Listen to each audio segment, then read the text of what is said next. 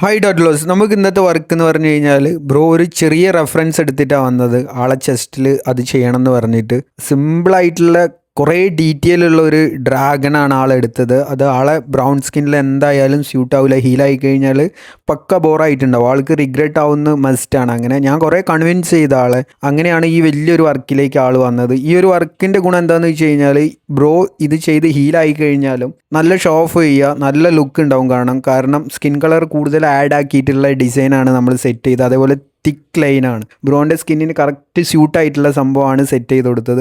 ആദ്യമൊക്കെ ബ്രോ ചെറുത് മതി എന്നാണ് പറഞ്ഞത്.